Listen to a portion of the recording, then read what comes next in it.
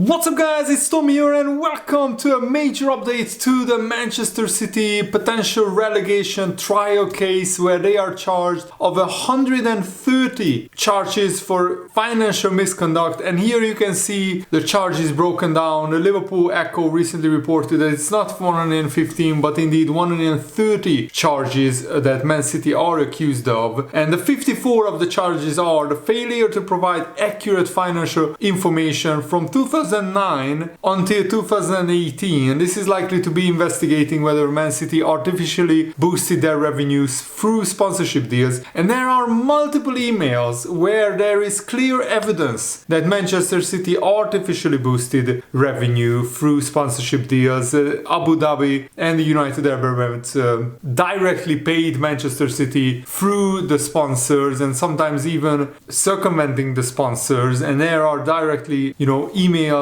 showing this, which I already showed you in previous videos. So I expect some of these 54 charges to actually stick and for Man City to be found guilty of some of these charges. Let me know in the comments below what do you think Man City's punishment will be and what should be their fair and just punishment. 14 charges are about failure to provide accurate details for player and manager payments from 2009 until 2018, so likely to be concerning whether Roberto Mancini was paid twice the sum recorded by Man City, as well as whether Yaya Toure received payments of the books from Abu Dhabi, and Mancini clearly got paid twice. There were emails showing that as well, so I expect Man City to be guilty of some of these charges as well. 5 charges are about failure to comply with UEFA's rules, including financial fair play from 2013 to 2018,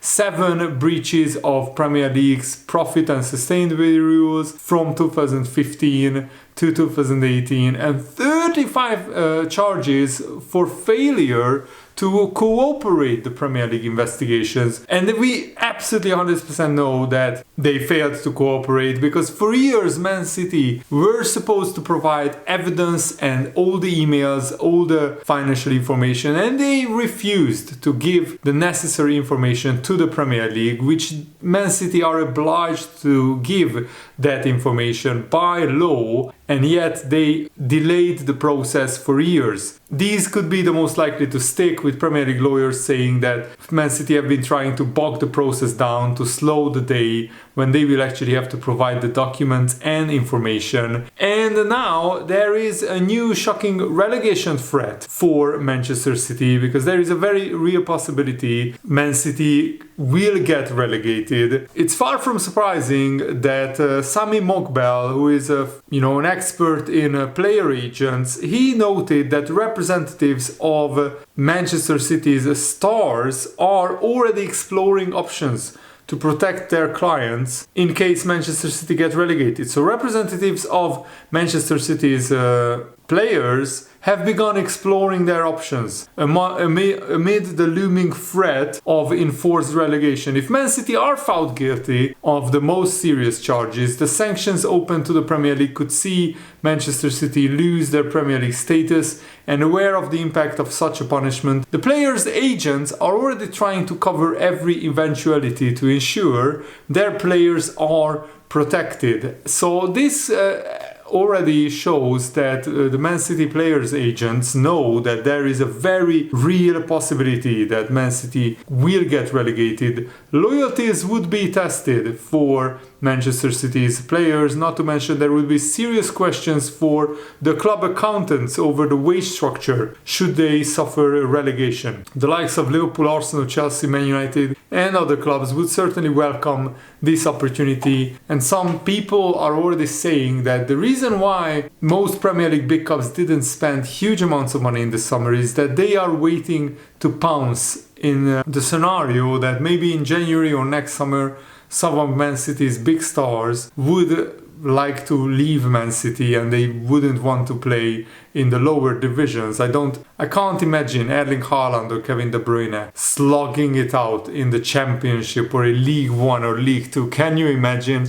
And the Man City are claiming that they have irrefutable evidence to show that they are innocent. Why not just provide that evidence to the Premier League? They had 5 years, almost 5 years that this investigation has been going on, and that irrefutable evidence has yet not been shown to the Premier League. Instead, Man City delayed the investigation and delayed the process as much as possible. If somebody is truly innocent and believes he is innocent, does he delay the investigation at every single opportunity? I don't think so. And of course, the agents will scheme in the background and they will explore the best options for their clients. And the whole Premier League is eagerly watching on. This Man City trial is expected to last 10 weeks and we are already 2 weeks in. So the verdict will be coming in January or February of 2025. If Man City are found guilty of the most serious charges,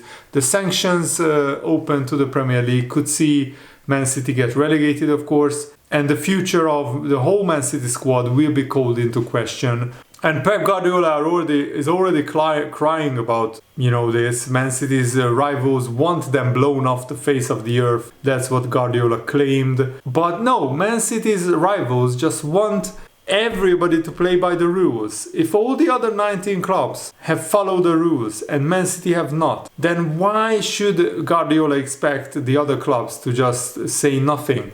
Guardiola was very, very critical in his comments. He said, "I'm sorry to say that I always want to defend my club, especially in these modern days.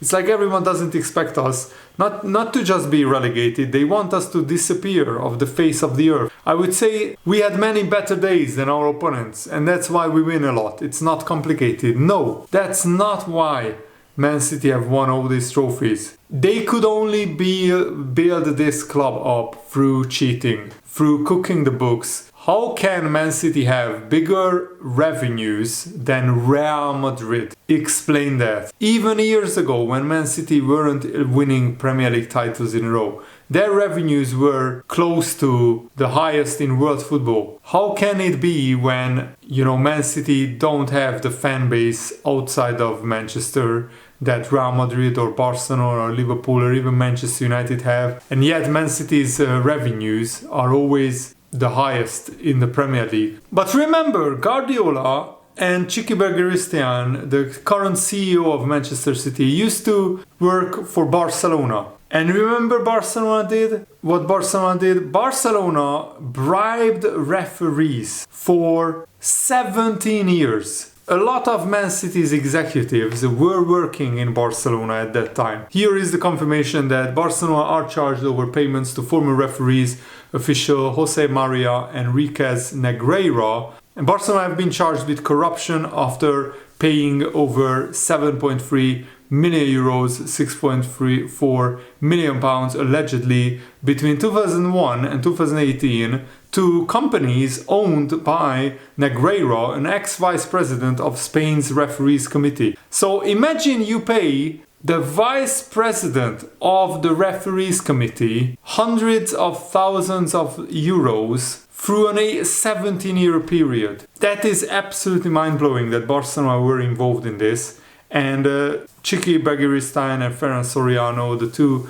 executives at Manchester City, were working for Barcelona during this time as well. So in March of 2023, state prosecutors formally accused Barcelona of corruption in football, fraudulent management, falsification of mercantile documentation. Prosecutors said that Barcelona paid Negreira, a former referee who was part of the federation's refereeing committee, from 1994 to 2018, 7.3 million euros from 2001 until 2018. And I'm surprised that Barcelona didn't get punished more from this, but maybe they are getting punished financially, and that's one of the reasons why Barcelona can only scrape by in terms of transfers. They couldn't really do much in the transfer window. Maybe they got big heavy fines after this. I don't really know the exact details, but the bottom line is the Man City executives were involved with Barcelona when they were paying referees off. They don't really exactly are saints, these people who are working for Manchester City now. And Ian Ladyman, a journalist working for the Daily Mail, details the consequences, what could happen if Man City are found guilty. Potential sanctions could range from points deductions to being kicked out from the Premier League, and relegation would certainly seem inevitable if the most serious charges relating to the alleged failure to provide accurate financial information are proven. After all, Everton got an 8-point deduction for just exceeding allowable financial losses. The consequences of Man City getting relegated would be enormous. The Abu Dhabis, whose motivation is to be involved in the club, has been the global PR image and access it has provided may question their continued involvement. The prospect of widespread litigation from other clubs may also ensue. Sides which have lost out on a title or a European place could lay claim to compensation. Theoretically, any Premier League club during the 9 seasons in question could argue they are victims. Yet a ruling in favour of Man City would represent a damning indictment of the Premier League and their capacity to run complex global business that the top flight, with all its competing interests, has become. The Man City, if they are not found guilty, the Premier League will be finished. Their reputation, their integrity will be totally destroyed. So that's why I think the Premier League has been working more than 4 years on this case, so they can really make some of these charges stick. And a former Everton CEO, Keith Wyness, has said, I can understand if the other clubs are upset by the hearing being secret. If you are paying the bill, you have the right to see what's going on. This will be deducted from the overall broadcasting share. So if the whole trial results in £20 million in legal fees paid to the prosecutors and the lawyers, that's £1 million from each club. But due to legal proceedings being as they are, they have decided that the whole trial will be in secret. Clubs have every right to be upset because they don't know if their money is being well spent. You don't know if the Premier League have hired the wrong lawyers or they have spent too much on lawyers.